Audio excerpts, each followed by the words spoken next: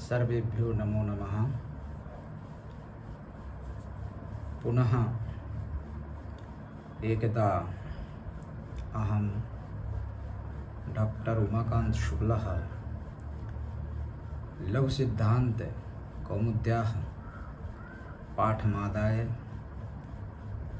भवतां पुरतः समुपस्थितोऽस्मि। पाठारम्भः स्यात् ततः पूर्वम् एकं मङ्गलश्लोकं प्रस्तौमि। गङ्गातरङ्गरमणीयजटाकलापं गौरीनिरन्तरविभूषितवामभागं नारायणप्रियमनङ्गमदापहारं वाराणसीपुरपतिं भज विश्वनाथं। वाराणसीपुरपतिं भज विश्वनाथं। जैसा कि आप जानते हैं, हमने कहा था कि यह पाठ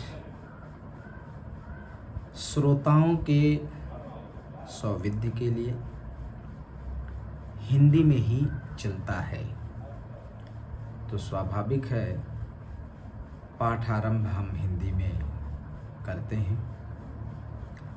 आज का जो विचारणीय सूत्र है वह तोरली सूत्र है, जिसकी वृत्ति कौमुदीकार लिखते हैं तवर्गस्य लकारे परे परसवर्णः। सूत्र का जो स्वरूप है वो तोरली है। तोह जो देख रहे हैं आप,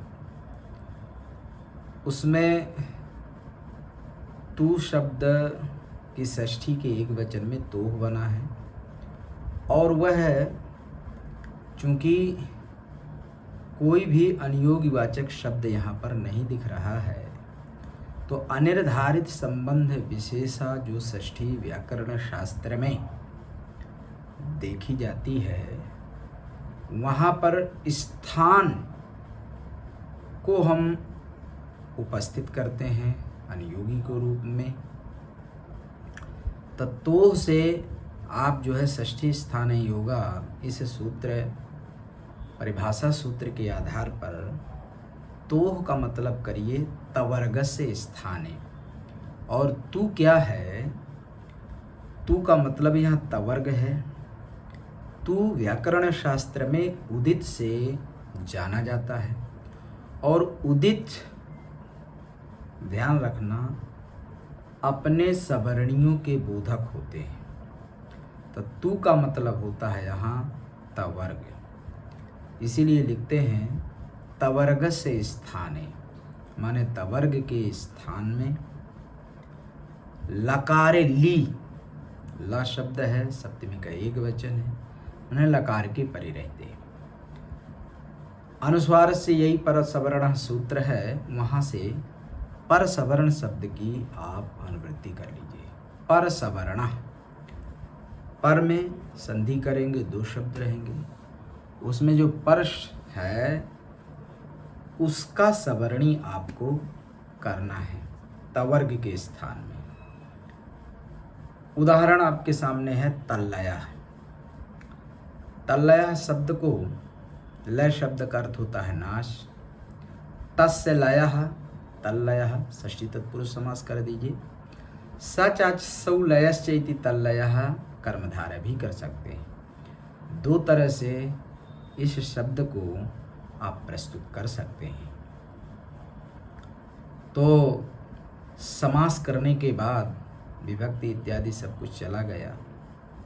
तदधन लया है, यहाँ पर में कौन है, लया का आदि लकार, उसका सवर्णी, तो उसका सवर्णी तो लकार का, जैसे यणोन्तस्था, तो ईसत स्पृष्टम अंतः स्थानम, अंतस्थ जो है वर्ण लकार है, समझे। और उसका सवर्णी यदि आप ढूंढने चलेंगे तो यद्यप करके स्थान साम्य लेने पर तो ली वर्ण लिरतुलसा नाम दंता तो अनेक हो जाएंगे, लेकिन अपने को यहाँ पर ऐसा कुछ नहीं करना है, पर का सवर्णी लेना है। परत्वेन यहाँ पर लकार आपको दिख रहा है, उसका सवर्णी, तो उसका सवर्णी अगर बात करेंगे तो लकार ही होगा। ईसत स्पृष्ट प्रयत्न वाला लकार ही होगा। अन्य दकार के साथ जो माने वो हो, माने स्थान आप तो मिला ही लेंगे, पूर्व में दकारे दिख रहा है, उसके लिए जो पर का सवर्णी होगा वो लकार ही होगा। तो दकार के स्थान में आप लकार कर देंगे तो तल्लय, यह जो है रूप सिद्ध होगा। फिर द्वितीय उदाहरण जो है वह है विद्वान लिखति। इसमें कुछ करना नहीं, कर्तृत्व ने विद्वान है और जो है तेन निष्पाद्य क्रिया जो है लेखनक क्रिया हुई, तो इस तरह से विद्वान लिखति वाक्य है, लेकिन यह है कि संधि चूंकि प्राप्त है। तवर्ग कौन हुआ? विद्वान में नकार, उससे परे लकार दिख रहा है लिखति का लकार, उसका सवर्णी। और ध्यान रखिएगा पूर्व में जो यहाँ पर नकार तवर्ग दिख रहा है उसके स्थान में चूंकि करना है, वहाँ दकार था तो कोई बात नहीं है, पर का सवर्णी दकार का भी चूंकि दंत उच्चारण स्थान था, ला हो गया, वहाँ कोई समस्या नहीं है। यहाँ पर क्या है, नकार का दंत उच्चारण स्थान के साथ साथ वह अनुनासिक के वर्ण भी है, अनुनासिक है वो। तो जब अनुनासिक हुआ तो पर का सवर्णी